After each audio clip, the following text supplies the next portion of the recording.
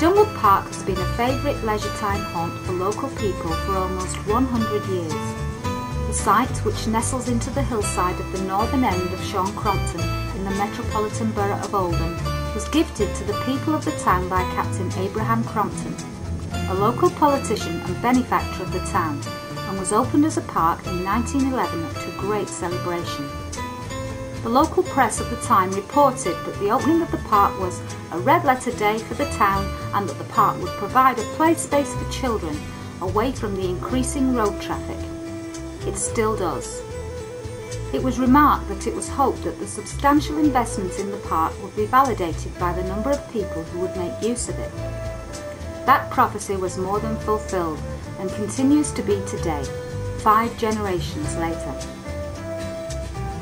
In recent years, due to the many demands on the available local authority funding, the park has not been realising its full potential. Maintenance of its grounds and facilities has fallen behind. In this film, we aim to show the need for further funding to modernise and upgrade the park, and which would enable its many users and others who cannot enjoy the park to its fullest in its present state to once again appreciate its huge and wonderful contribution to the quality of life in this beautiful part of the West Pennines.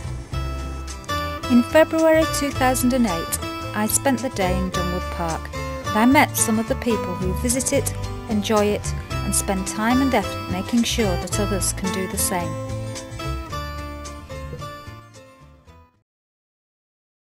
Well, this is Mrs Naylor. Mrs Naylor, you're from Rushcroft Primary School, Indeed, aren't you? yes, we're all from Rushcroft Primary School, just over the way there. Yeah, you've not come far, have you? Now, you brought the children today and you've come on a bear hunt. We have, yes, we're going on a bear hunt story, and as part of our work all about bears this term, we've been on a bears picnic, and we've done all sorts of different activities, and it culminates in our trip to Dunwood Park to find the bear, which we just did. And have you found some bears? We did indeed. You did find some bears. Well, that's good, isn't it? I've not seen them. Where was the bear? We found him in a cave, didn't we? In a cave? Yes. Well, how often do you bring the children to Dunwood Park? We come to Dunwood Park quite often because it's so close by the school. We're only on Trent Road, just along the way. And so when the Year 1 children do about playgrounds, we come to the playground, and further up the school they do about forces, and they come again and use the swings. And what's a good idea? We tend to try and bring the children out into the environment whenever we can, because it makes it real for them. You know, you can talk about it in the classroom, but until you're actually here in the world, it's not real. That's right, and you've got so much of the world in Dunwood Park because you've got so many different environments that the children can learn to appreciate. And again, further up the school in Key Stage 2, the children are involved in making bird boxes, which they put on the trees as well. So they actually come in and do it as part of a design and technology, I believe, actually making bird boxes which are put up. Now, if Dunwood Park wasn't here, you wouldn't be able to do that, would you? If Dunwood Park wasn't here, we wouldn't have a bear hunt. It's as simple as that. So we need it. We do need it very close by. And it's, as you say, it's just the ideal environment for the children, because it's so very much like the book. We've got the book here, and it's so very much like it that the children actually believe the story is real. So it's lovely. It's beautiful. And so do I. They do get caught up in it, don't they? Lovely. I saw them earlier on creeping around looking for the bear. So. Yes. Right, I think the children want you now, so I think you might be right. I think it might be time for us to get back to school. But thank you very much for talking to us, and I'm really glad you found your bear. We'll see you again soon, hopefully. Bye-bye. Bye-bye. Children, shall we say goodbye?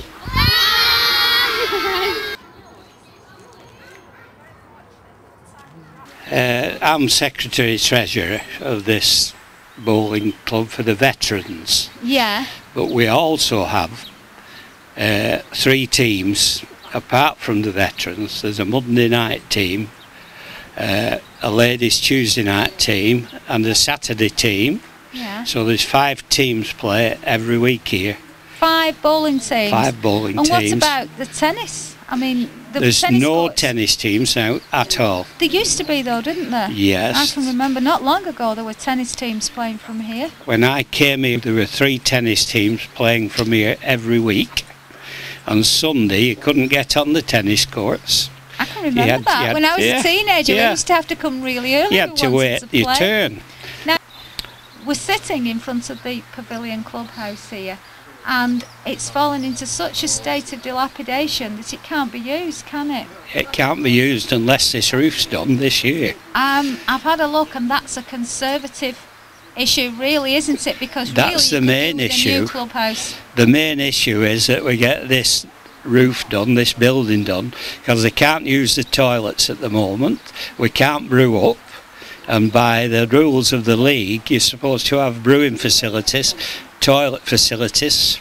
Yeah. You know. So really, you couldn't entertain visiting teams until you had a new clubhouse? Oh, until that roof is mended, we can't entertain anybody. Yeah. Which means that the 5 teams that play here will all disappear, which will make it more difficult then to get any money at all. It will. What ages are you catering for here? Because I've seen some quite young people bowling on this bowling green on Saturdays. You're catering for bowlers from in their early 20s up to 80s, like I am.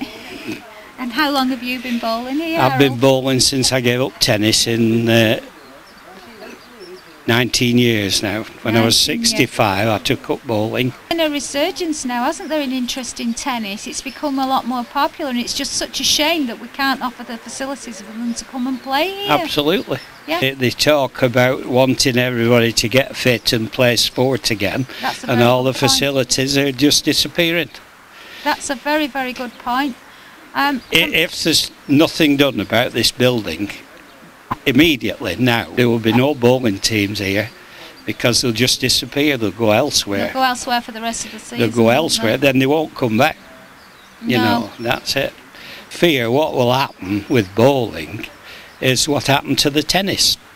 You know, it will just disappear. And if we could get the tennis courts back, we could back into use with the facilities that we could provide with a new clubhouse. Yeah. The younger people, you think, would come back playing tennis? I'm sure they would. Yes. Yeah. They had a coach here from Milnrow, which is a private tennis club. Yes. And he came and he said they're not fit for purpose because they're slippy and wet. You know, he'd have to have insurance for people to play tennis on the courts. That's actually on the tennis court, never mind the facilities indoors. Yeah. Now, I've been and had a look at the inside of the clubhouse, and I must admit I would be very loath to go in there and get changed to play a game of tennis. Yes. Can we go and have a look and certainly get some film of it? Right, now we're inside the clubhouse. The windows have got wire mesh all over them, casting a very strange light. And Harold, you've been decorating this place yourself the last few years, trying to keep it up to scratch as much as you can, haven't you? I certainly have. And the bowlers found the money to put all that wire netting on, and the wire netting on the door came from the bowlers' funds.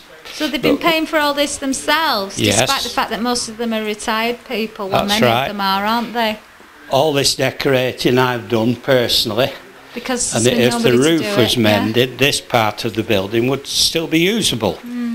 And it's a beautiful sun trap. It could do with a big update. It is, you're right, it is a sun trap. It's very warm on my back, despite the fact that it's only February. But you could really do with a complete revamp, if not a new building. I mean, we've got down the walls historical stuff about the bowling club. There's a picture on the wall that I'm going to have a look at later. But look at all this water on the floor. I mean, it's just... You couldn't honestly hold your head up and invite another bowling team here and offer them hospitality, could you? Well, we have to do, but there's 30 or 40 pictures been taken down from here because of the water leaking in, coming straight into damaging them, you know. There's a massive hole in the roof. We're going to have a look at that in a minute. Yeah. Can we go into the kitchen and have a look there?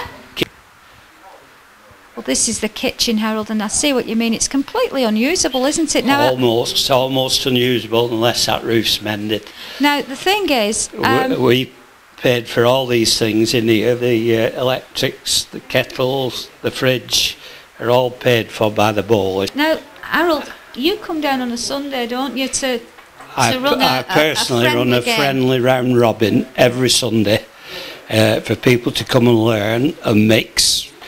Young, old, ladies, everybody, and I do it reasonably. Well, I do it mainly to keep the vandals away from the bowling green because there are no security on at all. So with no security hence the wire mesh on the window, and the holes in the roof just make it impossible for you to offer any hospitality to these people who are perhaps becoming bowlers for the first time. Yes. That's a terrible shame. And I just fear that it will all disappear unless some money's spent on it. On this building. Yeah.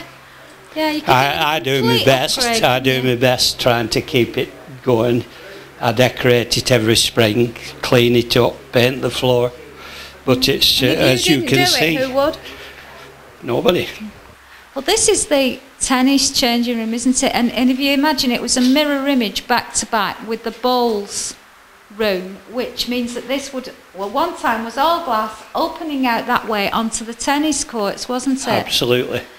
And there were 3 teams turned out every week from here. Sunday you couldn't get on the tennis courts. Another sun trap. It was a sun trap.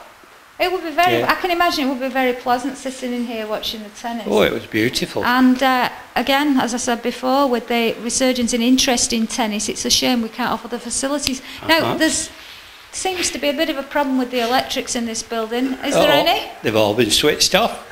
And can't use the toilets. Can't use the toilets, can't use the... I mean, would you like to come and get changed to play a game of tennis in here? I certainly wouldn't. And it would put me off inviting any of my friends to come and do the same.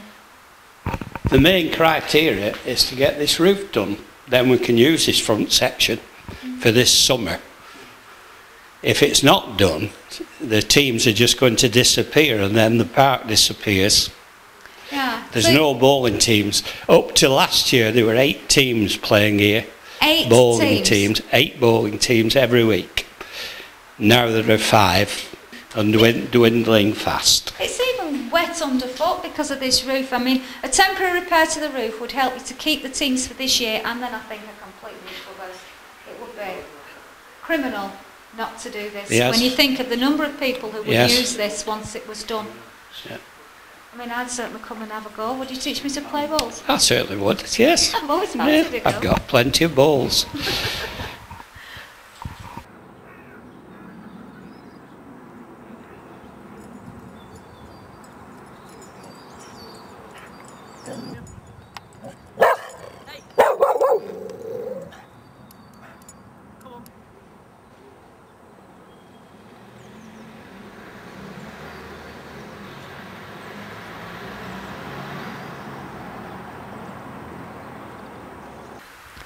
The building behind me is meant to be used as a community facility.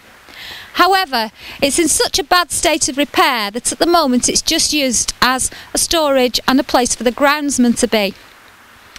Now, wouldn't it be nice if those children that we met earlier could come here and go into a classroom or a hospitality area and use the toilets, have a hot drink, watch some videos about the countryside and the area that they live in, whatever. You could have meetings here.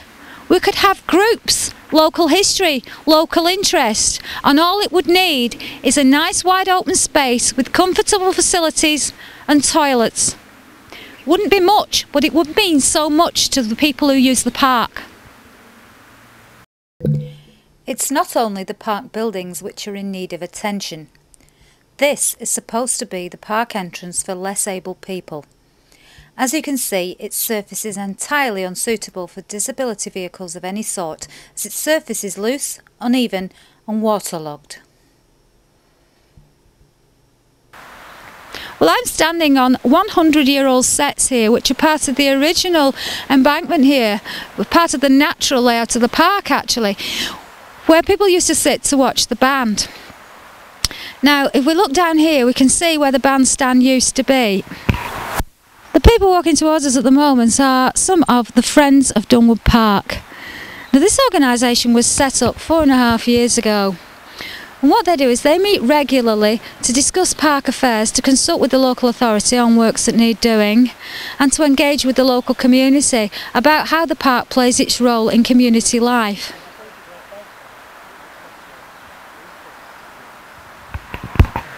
Right, Mike, how is the park actually funded? How do you run it? Well, the park is funded and run by the local authority. It is owned by the Oldham authority, Our purpose here is to ensure that, as far as we can, that it's run properly. Yeah, and yet, despite it being local